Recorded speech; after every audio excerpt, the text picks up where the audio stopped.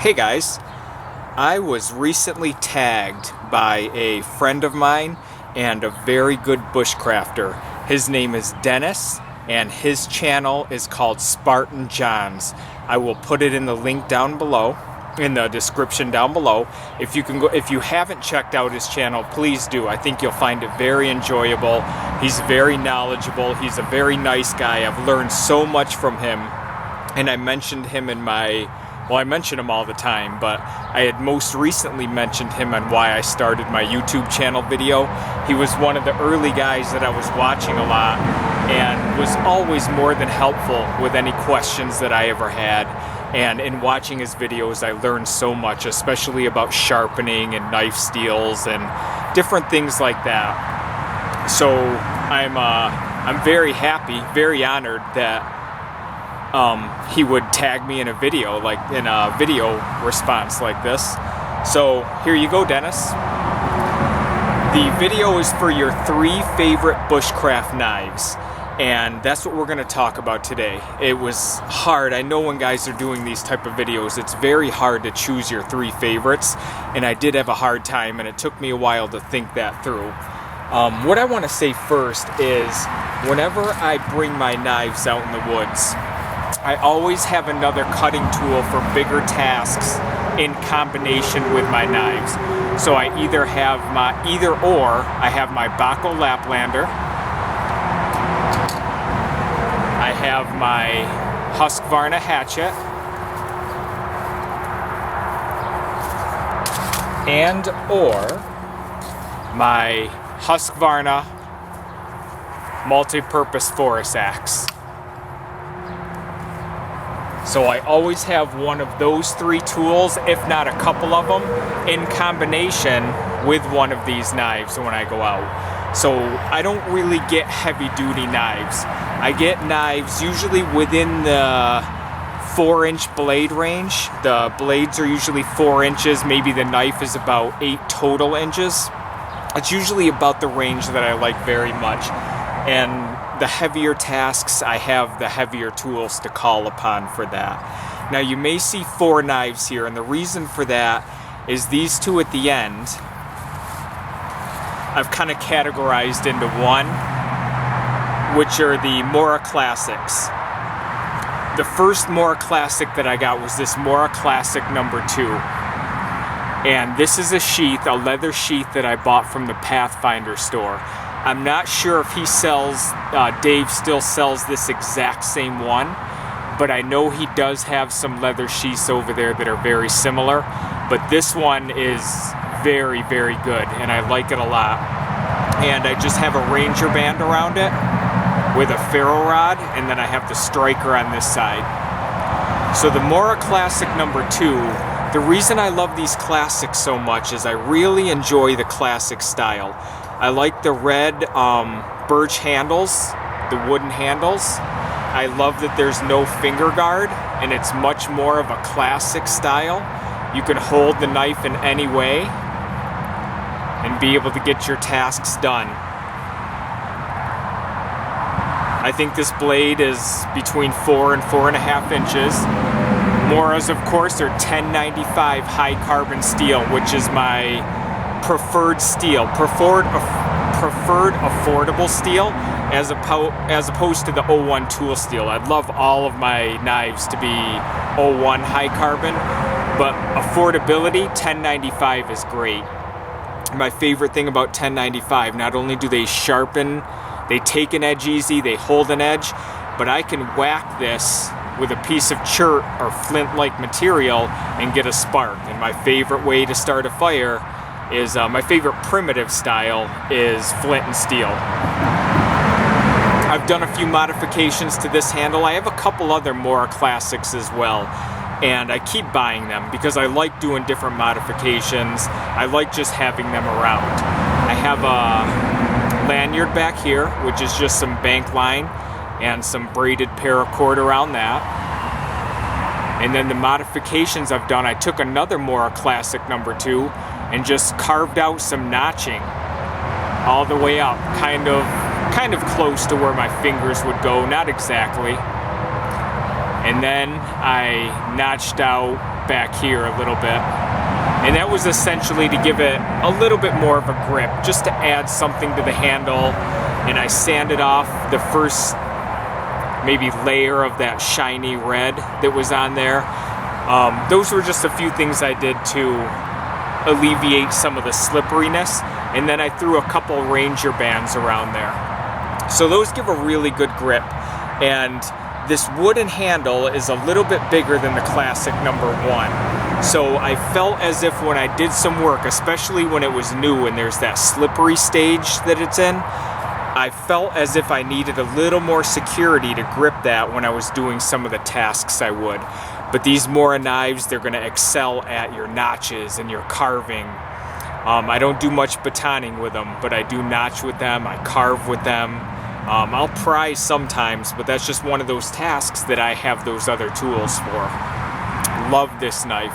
Love this Mora Classic number 2, and they're very open to modifications.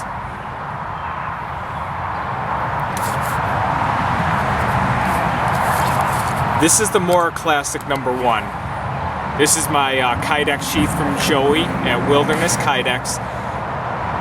The one thing that I like a little bit more about the Classic number 1 is the handle is a little bit smaller. Being that it's a smaller handle, I am able to get a better grip on that and not feel like I need that same kind of modifications to control the knife a little better. The notching that I've done with this and the carving that I've done with this, the way that my hand wraps around this handle makes it much more comfortable to not have to modify it at all. That little bit of size difference, tiny bit of size difference to me and my hands has made all the difference in the world. So I prefer this Classic number 1. They're very similar specs. I do the exact same type of thing with each of them. It's just with this Classic number 1, I feel like I can control it better because of that smaller handle. I like that very, very much. So first in line, I would say that the Mora Classics in general, but Mora Classic number 1 especially, from the way it fits in my hand and the comfort of that, is my first favorite bushcraft knife. Second, we're gonna get to one of my favorites and my first actually. This is another Wilderness Kydex sheath from Joey. This is the Mora Companion MG. This was my very first bushcraft knife. First fixed blade, Scandi grind, rubberized handle, all the way across the board. This was my first one. So I have a very sentimental place in my heart for this one. I've beaten it, I've told the story several times, but when I first got it, I was so excited that I did everything that I saw on every video that I watched, every book that I read, everything I read you shouldn't do with certain knives growing up, all because I was so excited to have it. And you know what? This is what made me a believer in Mora knives. This thing did everything I threw at it, and the only thing that ever happened is last year I had a couple of microchips because I beat on it for a whole summer, and those came out with no problem.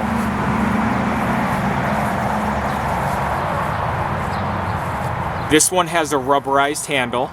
So if you like the rubberized handle over the wooden handles, that one's going to add that much more comfort for you. Very similar blades, Scandi grind. I sharpen my spine with a mill file, and I show those on a couple Mora Knife Monday videos that I've done, so you can see that. And patinas, of course. I force patinas on all of them.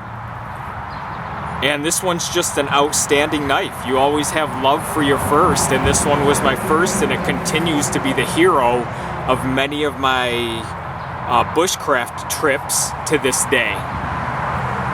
So this is the Mora Companion MG. Not the HD, but the MG. And finally, just to mix it up, I easily could have threw another Mora in here, but I want to show you a knife that I really I do like to use it, and I do like a lot of things about it. This is a Condor. It's called the Condor Wood Law. First off, these Condor sheaths are outstanding. They may be the very best thing about Condor knives, are their sheaths. They're consistent among their line of knives. They're very consistently good, good retention, well made. It's actually very similar to this Mora Classic #2 Pathfinder sheath that I showed. And I just have a Ranger band around there in case I want to throw a ferro rod or some other things in there. But there's my Condor Wood Law, which I do love very much. I love using it. I love holding it. The biggest difference with this one is I believe it's about 11.8 ounces as compared to the 4 ounces that the other ones are. And you can feel the difference in the hand. It is heavy, but I like that. I like the feel of a heavy, bulky knife. This one is also full tang. Full exposed tang. Micarta handles. These are 1075, while the Moras are 1095 high carbon steel. The Condors are 1075. And while I don't necessarily mind that, it's still a decent steel. It doesn't strike a flint or a flint-like material the same way as 1095 does. It just doesn't, and I've tried it. I've tried it with many different pieces, many different edges, and it just doesn't strike the same. You'll get a couple of sparks here and there, but you won't get that shower like you get with higher contents of high carbon steel. This one had a black coating on top. I just sanded that off, and I forced a patina on it, which is kind of fading, but I like the looks of it. I'll force another one, but I do like it much better without the coating on there. It's also a Scandivex / Saber type of grind. So it looks like it would be a Scandi grind, but it has a very pronounced secondary bevel there. And I got this from the micarta handles. I got this from the Baryonyx Knife Company, and if you guys are going to get any Condor knives, I highly recommend Baryonyx because he inspects all of his knives. And then you might have heard Condor does have some quality control issues at times. Baryonyx, Benjamin over there, he inspects all of his knives. He makes sure they're good before they go out, and he'll take care of you over there with the condition you're going to get your Condor. So I have no problem with any of that. It's just that 1075 steel, you know. I wish that Condors were 1095. I feel like I sharpen this one a lot, and I have to sharpen it a little bit harder to get a good edge on there. But I like the heaviness of it.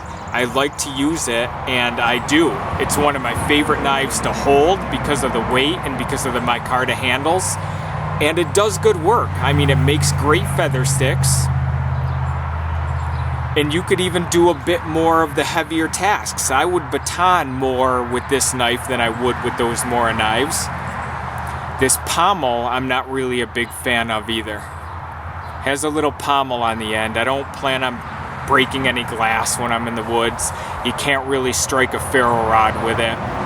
So I'm not a huge fan of that. It's actually worked against me when I've done palming and making holes in wood. It's actually hurt my hand because it sticks out the way it does. But I love this knife. I really, really do, guys.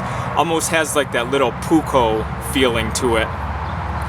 And I like it. I just had to grind the spine down. It did have a very soft sharpening to it when I got it, but I took a file to it some more, and now it strikes sparks like crazy.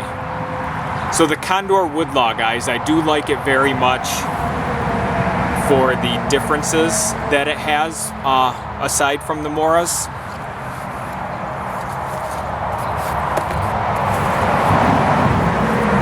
So that there, guys, is my video response to Dennis for my 3 favorite bushcraft knives. It's always interchanging. You might bring out different things at different times, but this is what I came up with for this video, and I appreciate you guys watching. We will talk to you again down the road. Thanks again, Dennis. Bye-bye, guys.